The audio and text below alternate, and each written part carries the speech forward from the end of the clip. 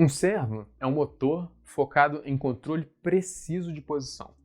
Diferente de um motor tradicional, que é focado só em girar em alguma direção.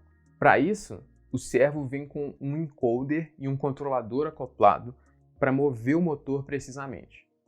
Ele funciona esperando um sinal para poder girar, e quando ele recebe esse sinal, ele gira até a posição que você especificou. Em eletrônica, a gente costuma chamar esse sinal de pulso. E o Arduino tem algumas portas especiais com um tio do lado do número da porta que te mostra que você consegue usar aquela porta para enviar pulsos que vão no formato de ondas quadradas, sendo a duração do pulso proporcional ao tamanho do movimento que o servo mexe, que consegue girar até 180 graus. Tem dois tipos de servo, os analógicos e os digitais. Os analógicos são mais comuns e mais baratos, e eles usam um potenciômetro interno para saber para onde eles têm que ir. Os digitais eles são mais caros e usam um encoder digital no lugar do potenciômetro para tomar suas decisões.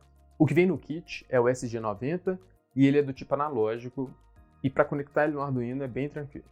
O cabo laranja é o que você vai conectar numa porta PWM para enviar os sinais de movimento.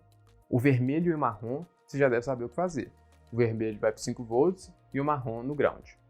Aqui vale uma ressalva importante: se você conectar os 5 volts do servo nos 5 volts do Uno, ele vai funcionar desde que você esteja usando uma USB para fornecer energia para o Uno.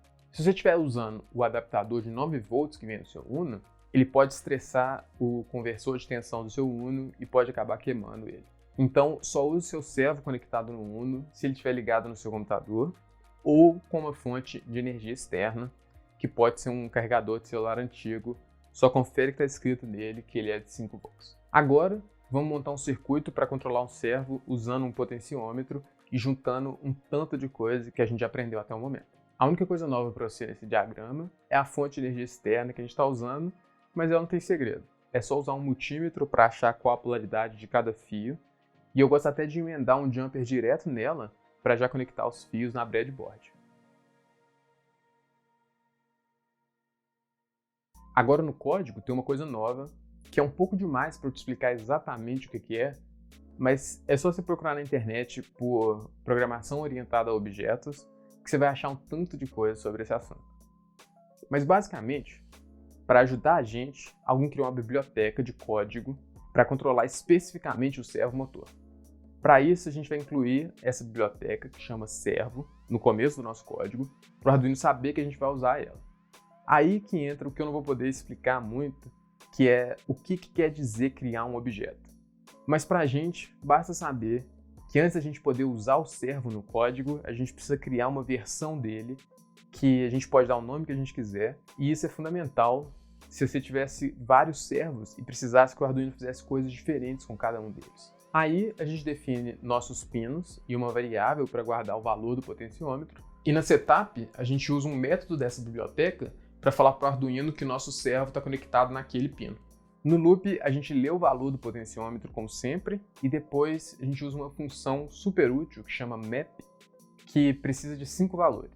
O primeiro é o valor da variável que a gente quer mapear. O segundo e o terceiro valor falam os máximos e mínimos que essa variável tem nesse momento, que é a leitura do potenciômetro, que vai de 0 a 1023. E o quarto e o quinto são os novos máximos e mínimos que você quer, que no nosso caso o servo consegue rodar de 0 a 179 graus.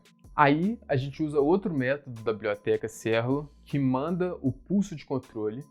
A gente só precisa falar qual o ângulo que a gente quer e ela converte tudo para a gente e manda para o servo os pulsos quadrados que ele precisa para saber o quanto rodar. E essa é a maravilha de usar uma biblioteca, seja para facilitar o controle de um servo ou para conectar seu Arduino por Bluetooth.